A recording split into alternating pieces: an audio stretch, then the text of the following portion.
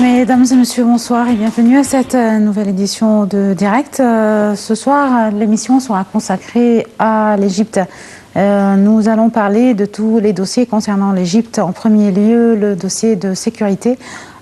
Surtout après aujourd'hui la visite du ministre français de la Défense, son Excellence M. Jean-Yves Le Drian, qui s'est entretenu avec le chef de l'État Abdel Fattah el-Sisi et bien sûr avant avec le ministre égyptien de la Défense Tri Sobhi. Nous allons donc parler en général de cette coopération sécuritaire entre l'Égypte et entre la France et comment la France elle a noté aujourd'hui à travers son ministre de la Défense l'excellence de cette coopération sur le plan militaire et en général la coopération sécuritaire entre les deux pays.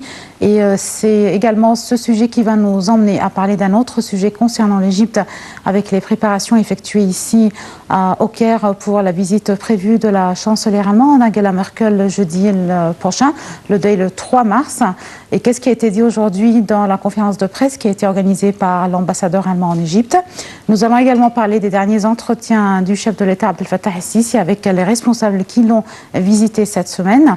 Et également, nous allons, une grande partie de cette émission ce soir sera consacrée au discours religieux en Égypte et tous les efforts qui sont déployés par l'institution de l'Azhar. La conférence de 2 jours qui a été inaugurée aujourd'hui par Al-Azhar et par la présence aussi avec la présence du pape Tawadros II, comment l'Égypte aujourd'hui montre au monde entier que nous faisons face au terrorisme et que l'institution de l'Azhar et l'unité du peuple égyptien, le tissu égyptien est un seul tissu, qu'il soit copte ou qu'il soit musulman ou même chrétien. Donc, comment rectifier aussi le discours religieux sera un des thèmes que nous allons aborder ce soir.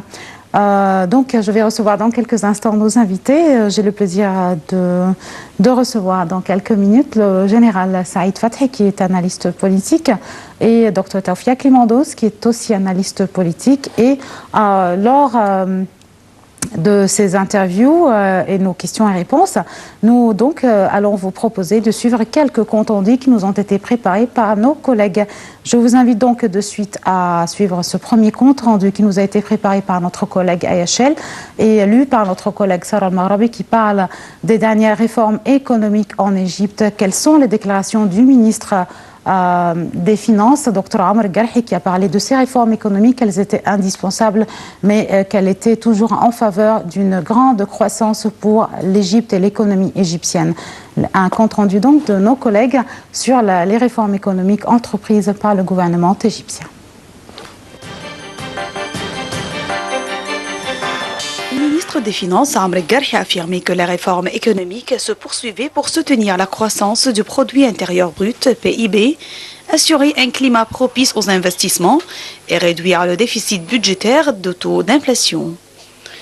Dans une réunion mensuelle de la Chambre de commerce américaine, le ministre a indiqué que le gouvernement était soucieux d'accorder la subvention aux revenus limités, de la fournir à ceux qui la méritent et de réduire le déficit budgétaire.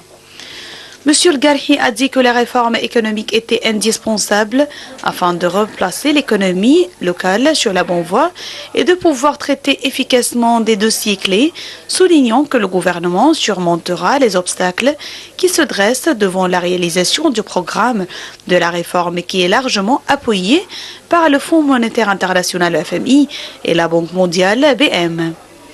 Le ministre s'est dit optimiste quant au succès du programme économique en raison de la détermination de la direction politique, du consentement de l'opinion publique et de l'adoption d'une politique monétaire efficace.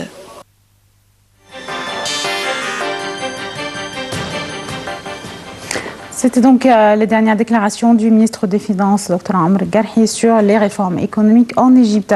Avant d'accueillir nos invités, je vous invite toujours à suivre ce compte rendu de notre collègue AHL et Sarah Al-Maghrabi sur la situation en Irak, comment les forces irakiennes avancent-elles pour reconquérir tous les fiefs qui ont été en fait pris par les terroristes de Daesh, la situation en Irak en général, comment se fait cette guerre entre l'armée irakienne et entre les terroristes de Daesh dans ce compte rendu.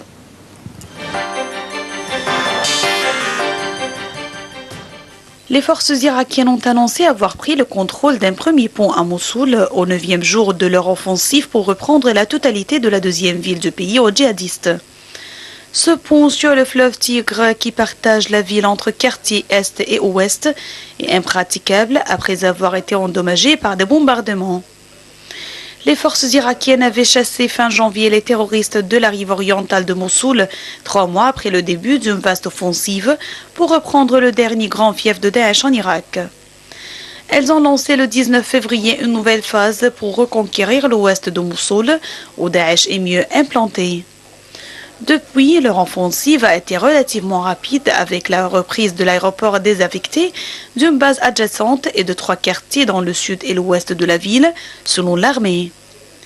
Les troupes s'attendent cependant à ce que la résistance des djihadistes se renforce à l'approche des quartiers densément peuplés du centre, notamment de la vieille ville. Les troupes de Bagdad avancent aussi dans les zones désertiques au sud-ouest pour couper complètement Mossoul, des territoires tenus par Daesh dans l'est de la Syrie. Il resterait quelques 2000 terroristes à Mossoul-Ouest. Ces combattants peuvent infliger de fortes pertes en recourant à leur action de guérilla habituelle, comme les explosions d'engins piégés et les attentats suicides.